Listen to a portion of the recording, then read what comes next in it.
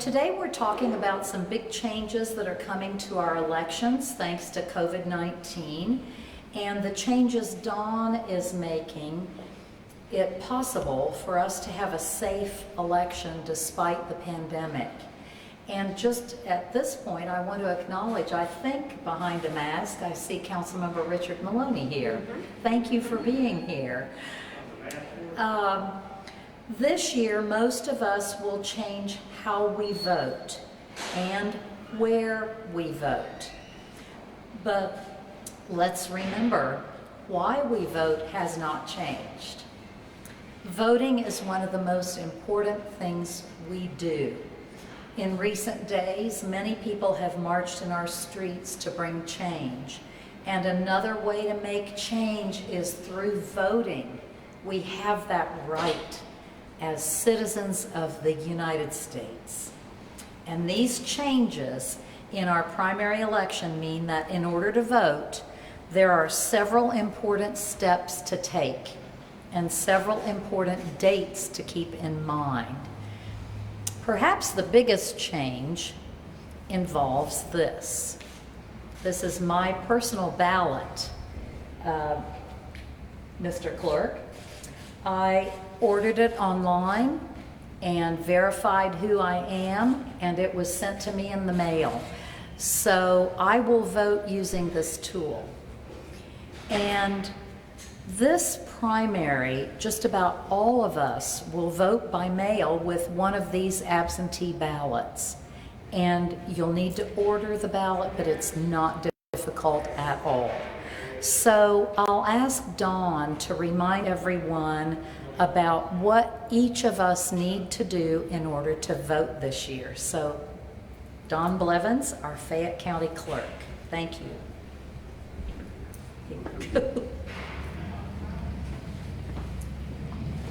Hello everyone.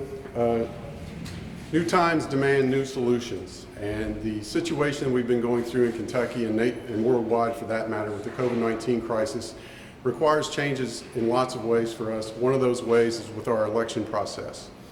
The governor and the Secretary of State have agreed to expand absentee balloting so that we can all vote by mail. This morning, the State Board of Elections has approved all the plans for all 120 counties to move forward with, including Fayette.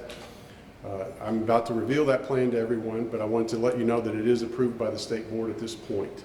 So here's what we're going to do. We're going to continue our success at flattening the curve and keep it flat. I want to remind everyone that's why we're doing this. It's not got anything to do with politics. It has everything to do with saving lives. So we're going to vote at home. Kentucky, I'm really proud of us. We lead the nation, I believe, in our COVID response. Lexington, I would argue, leads the state probably in our COVID response, if you don't count the federal penitentiary, right? So I want to keep that success going, and I'm going to ask Lexingtonians to do the right thing and to vote from the comfort of their own kitchen table. It couldn't be easier. All you have to do is request a ballot. There are two ways you can do that. The first one is govoteky.com. You get on the portal like the mayor did, it takes you about a minute, it's no big deal. The request comes down to my office, we fulfill your request, in something like a week or so, you'll get your ballot in the mail. That's all you have to do. I'll encourage you that once you get your ballot to be sure and be very careful to follow the directions exactly. You must follow the directions all the way, or it's possible that your vote might not be counted if you make a mistake. So take your time, make sure you follow the directions exactly, and then you have two choices to get it back to us. You can mail it to us. It's already got prepaid postage on it. Nope, couldn't be easier. The state has agreed to pay the postage for you. Or if you're uncomfortable returning it via the mail, you can take it to a drop-off location that we're going to establish out at Commonwealth Stadium. On the southwest corner of the stadium, there's the President's Pavilion. It's near Gate 9. Starting on June the 15th and every day from 8:30 to 4:30, we'll have a drop box where you can drop your ballot off. So this is the primary method we want everyone to use. This will keep us safe. It will make us have an easier election if we can do this. Lexington is already responding to the call.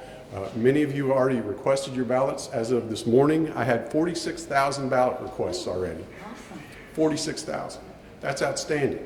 We are in the top 3 in the state for our response rate. I want to be number 1. And here's why. That's what's going to keep us safe. You can also vote two other ways. For our people in our community that have disabilities, we're going to make available the ability to vote in person by appointment. That will be out at our senior center that is graciously loaned to us by the city. What you'll do is call my office and make an appointment. We'll set you up. I want to restrict this to only those who really need it. Please don't call us for an appointment if you're able to either vote in person, that I'll describe here in a minute, or better yet, get your ballot by mail and vote at home. Let's vote at home first. But for those, there are a few people that really need this service, and so we're going to provide it for them. That will begin on June the 8th out at the Senior Center. Make your appointment by calling the county clerk's office. The last method to vote is in person on election day. We're going to set up a voting location, only one. It's going to be out at Kroger Field on the south side of the stadium.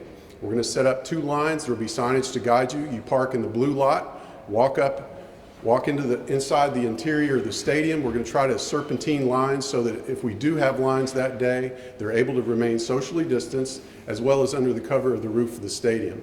I would really prefer people not to use this method. I know there are some people who feel strongly they want to vote in person. That's okay, but know the risk that you're taking and the risk that you're putting the election workers. That's not okay.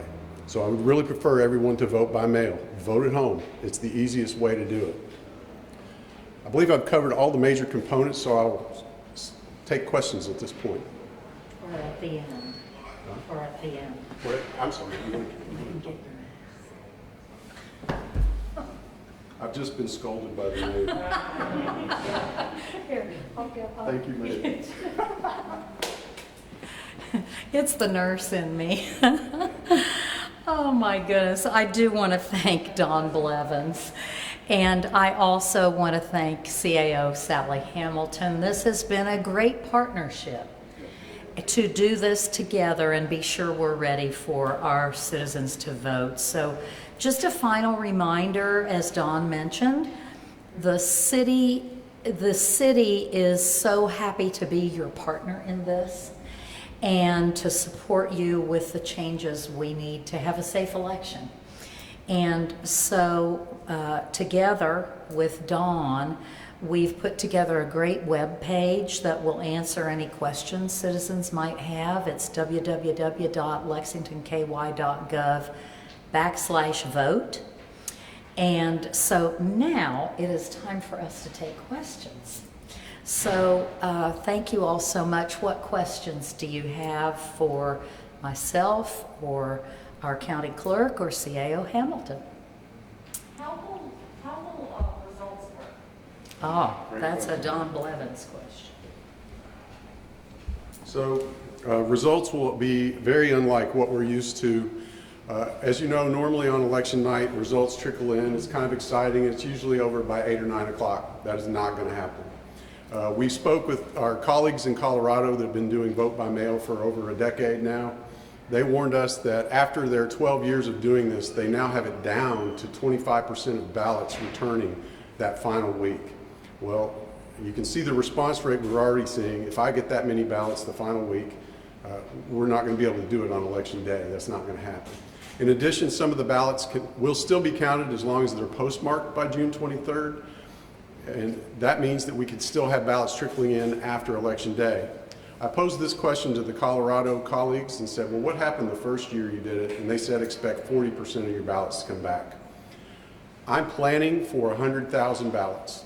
We only did 60,000 people in person 4 years ago, but I'm planning for 100,000 because people are going to like this. And I think our turnout's going to go way up. I have the capacity to do about 120,000. We go north of that, you'll hear us go glub glub next door and do the best we can. So election night, you will not see any results. What will happen is we will probably still be counting thousands and thousands of ballots for the following days. We have to have our results by June the 30th.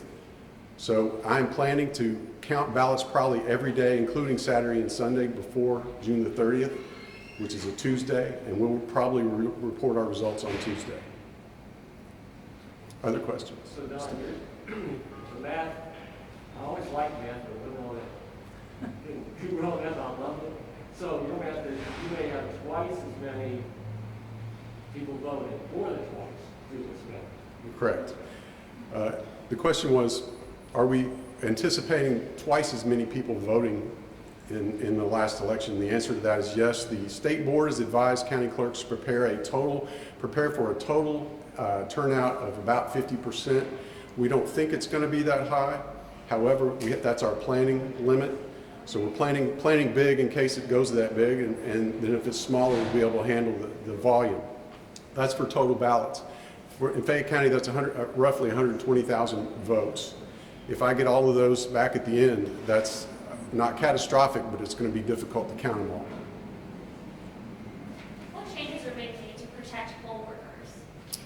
Well, the first change we're making is only having one voting location. At the voting location, we will have masks and appropriate things. I've been in contact with the Fayette County Health Department. They've advised us on what all we need to do. We're going to follow their guidelines closely. That was helped.